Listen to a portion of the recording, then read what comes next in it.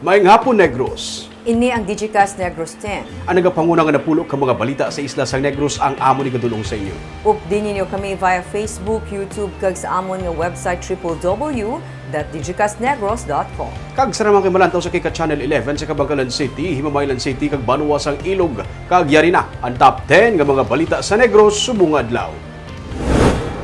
Hindi na required ang quarantine sa mga Pinoy nga nagainabot sa Pilipinas basta may negative RT-PCR test result kag fully vaccinated.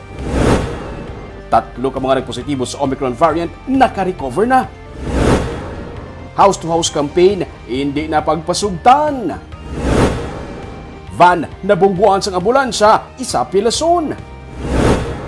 Kag sa Digicast Weekend, nakakadto ka na sa Hermit Mountain. Inatanan sa Digicast Negros X.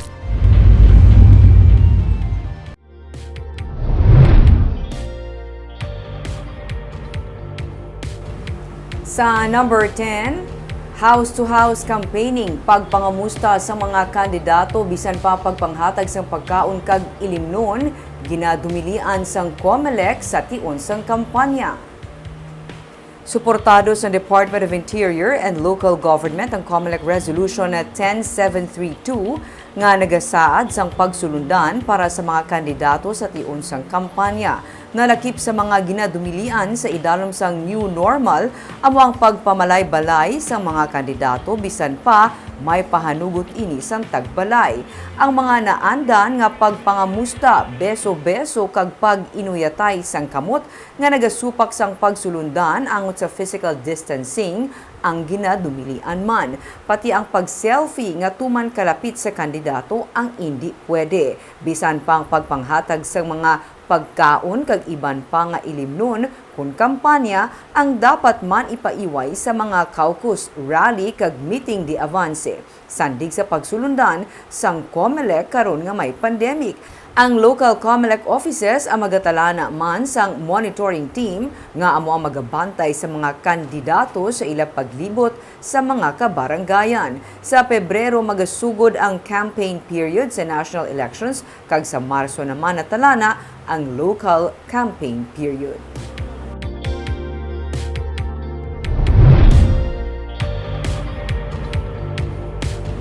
Sa number 9, Konseho sa Syudad sa Bacolod ginpamatukan ang plano nga pagpatungan sa 12% value-added tax sa water services sa Basiwa kag Prime Water Infrastructure Incorporated.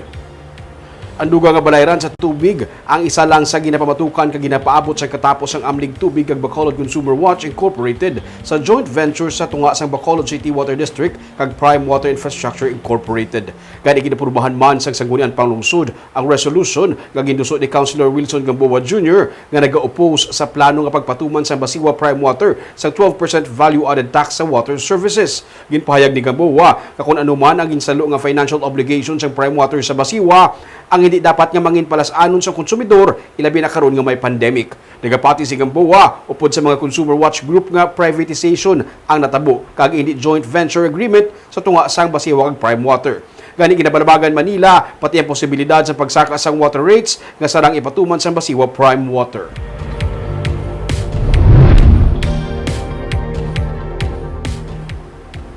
Sa number 8, ginbuksan kaina sang aga ang COVID isolation facility sa siyudad sang Cadiz.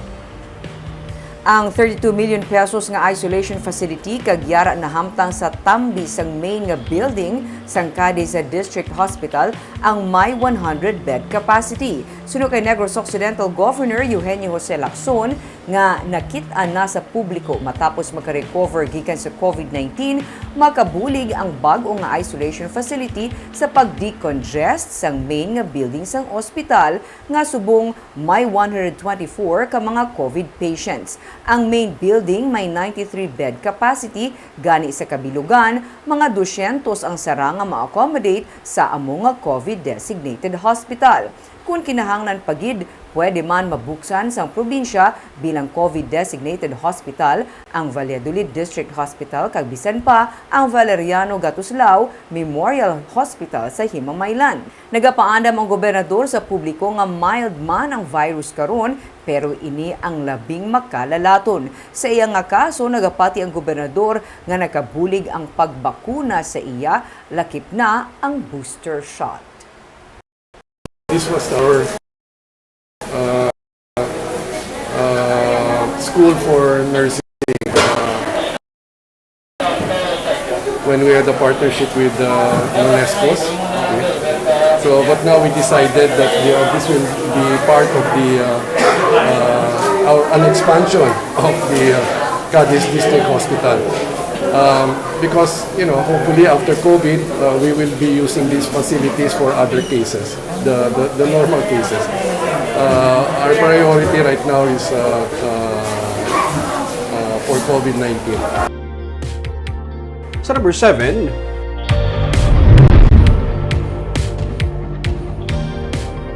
suspect sa pagpatay sa anak sa tagiya sa isa ka kalan-an sa San Carlos City na aresto na.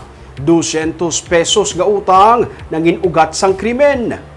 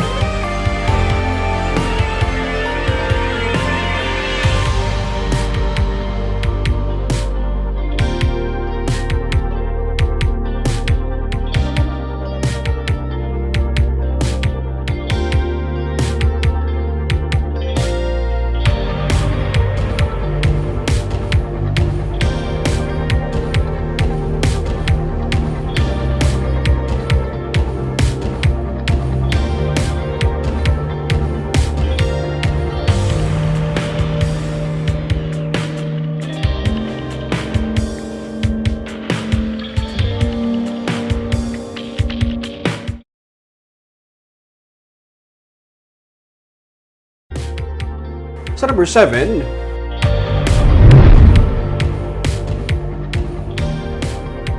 suspect sa pagpatay sa anak sa tagiya sa isa ka kalan-an sa San Carlos City na aresto na. 200 pesos nga utang nangin ugat sang krimen.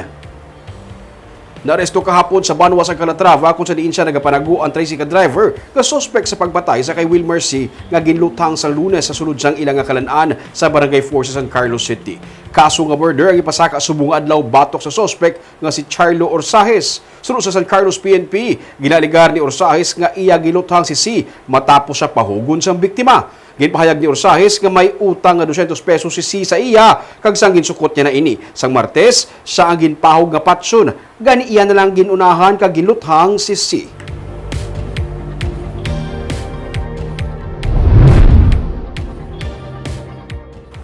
Sa number 6, babayi pilason matapos matumba ang van nga ginasakyan sang mabumbuan sang ambulansya.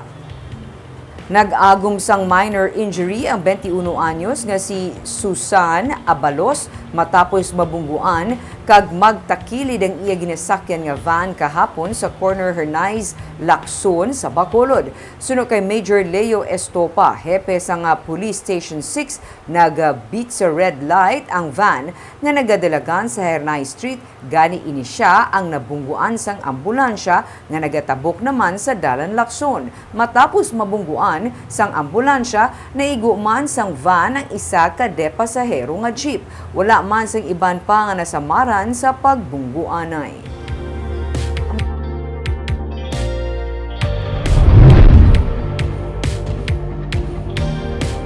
Sa number 5, suportado sa probinsya ang pito ka mga department heads kay empleyado nga gipasakaan sa reklamo sa ombudsman. Ini may angot sa pag-hire sa probinsya sa 23 ka mga job order workers nga taga Bacolod City.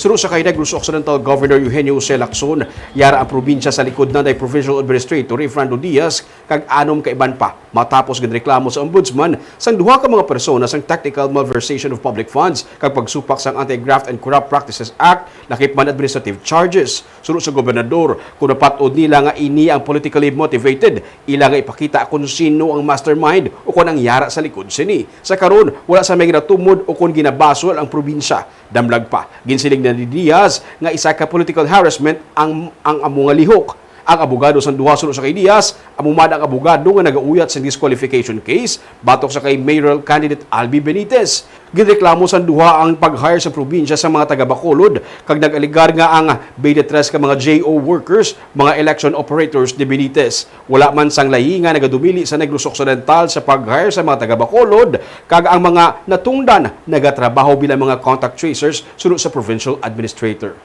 If we can point this to as politically motivated and we can identify the person behind this, we will do so. But right now, we're not blaming anybody.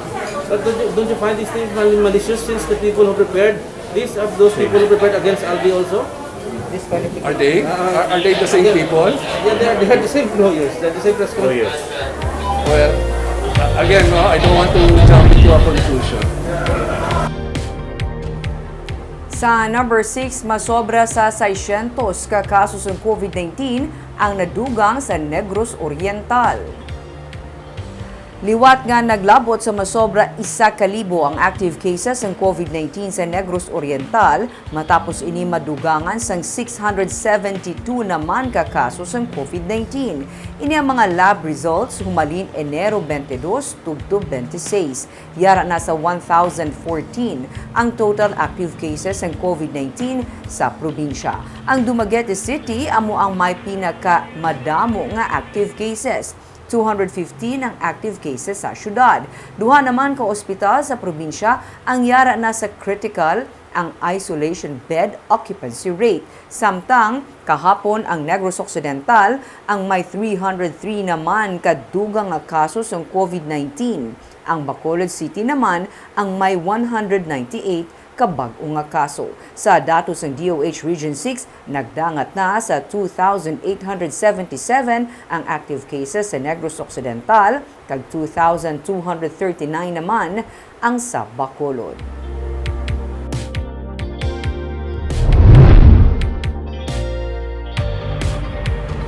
Sa number 3, 80% sa mga nagpositibo sa COVID-19 sa bulan sa Enero, wala mabakunahan sunod sa EOC. 8 na sa masobra 2,500 ka mga dugang nga COVID-19 cases sa bulan sa Enero sa Bacolod ang nagtaliwan. Sa records ng Emergency Operations Center, nagwa nga ang mga napatay ang lunsay unvaccinated kag may mga comorbidity. Nagwa man sa data sa EOC nga malapit lang sa 20% sa mga dugang nga COVID-19 positive ang vaccinated. Kalabanan sa ila, mild kag asymptomatic cases. Sunod sa kay Ang, Executive Director sa EOC, ang datos ang nagapakita nga dako ang mabulig sa bakuna sa mga nalatnan sa virus. May 88% na sa kapin 590,000 ka population sang syudad ang vaccinated. Gani lagi na panawagan sa may masobra 67,000 nga kabahin sang target population nga wala pa mabakunahan nga magkadto sa mga vaccination sites agud makabaton sa COVID-19 vaccine. Di may mga comorbidities manggit eh. So ano bala ang kalabanan ginam lang late na bala kadto sa ospital. Amo gina-advise na mo termi. So once may symptoms gani, ito take the symptoms lightly. Kinahanglan mag-consult sa doctor, take medicines, ang daan, preventive na medicines. Sa number 2,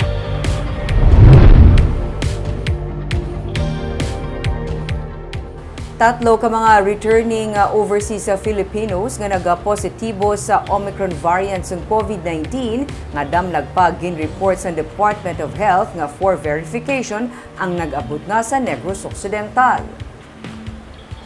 Inisunod kay Provincial Incident Management Team Commander Zephard Caelian. Disyembre nag-abot ang tatlo sa Manila kag nag-quarantine. Ang isa nag-abot sa probinsya Enero 4, ang isa Enero 5 kag ang isa naman Enero 10. Sa datos, sila ang fully recovered sa ilang pag-abot sa Negros Occidental sunod kay Caelian. Sa karon sila ang ginapa-monitor sa ilatag sa LGU. Sunod kay Provincial Administrator Rayfrando Diaz, ang isa ang gikan sa United Kingdom, ang isa naman ang gikan sa Dubai, kag ang isa gikan sa Saudi. Ang tatlo ka ROF, mga lalaki. Sang kahapon, ang DOH nag-report sang 30 ka kaso ng Omicron variant sa Western Visayas, kag napulo ang for verification. Nanakip na ang tatlo ka negrense nga ROF. Sa pihak nga bahin, paday ng pagsakas ang kaso ng COVID-19 sa probinsya. 316 ang new COVID-19 cases sa PIMT nga January 27 nga report. Sila'y ang may pinakamataas nga na-record nga new cases sa amo nga adlaw, 55. 163 naman ang gin-report na ka-recover. 6 naman ang COVID-related deaths sa amo nga report. Kag sa numero 1 sa mga balita, subong nga adlaw.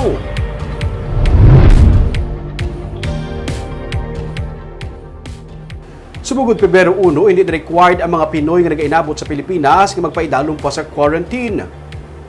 Kinahanglan lang sa mga nag-inabot sa Pilipinas nga mga Pinoy nga magpresenta sa negative RT-PCR test result within 48 hours kag vaccination card. Ang ini ang ginanunsyo ni Acting Presidential Spokesperson Carlo Nograles. Kung makapresenta ang pasahero sa sining nga mga requirements, hindi na sila kinahanglan pa nga mag-observe sa mandatory facility-based quarantine. Dapat na lang mag-self-monitor ang among mga persona sa sunod sang 7 ka adlaw. Kag kung may mabatyagan nga simptomas, dapat siya gilayon yung magpabalo sa local government unit kung sa diin siya magapadulong. Ang mga unvaccinated o kung mga wala pa makatapos ang 2 ka dose sa bakuna, ang kinahanglan nyo magpresenta sa negative RT-PCR test result nga nakuha sa sulod sang 48 oras kag magpaidalong pagid sa quarantine samtang ginahulat ang RT-PCR test pagid diri sa Pilipinas nga ipatigayon sa ikalima nga adlaw sang quarantine. Temporaryo naman nga isuspend ang green, yellow kag red classification sa mga pungsod sumugod Pebrero 1. Meanwhile, for the unvaccinated, partially vaccinated, or individuals whose vaccination status cannot be independently validated, they shall be required to present a negative RT-PCR test taken within 48 hours prior to departure from country of origin. They shall also be required to undergo facility-based quarantine until the release of their negative RT-PCR test taken on the 5th day, after which they shall be required to undergo home quarantine until their 14th day. Kaag sa Digicast Weekend, may mga feel-good stories naman kami ginhanda para sa inyo sa Sininga Weekend.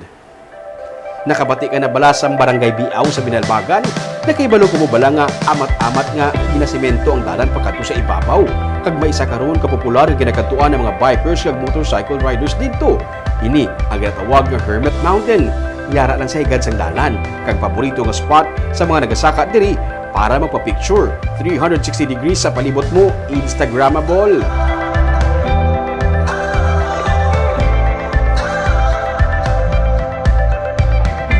Ina sa Sabado sa tripig ni Rubik. Kag sa Sunday naman, kilalahon nato ng isa ka Army Reserve nga nagrisgo sa iya kabuhi para lang ma-rescue ang isa ka pamilya nga nagautaw-utaw sa tubig baha sa Sipalay City. Ina naman sa Baganihan.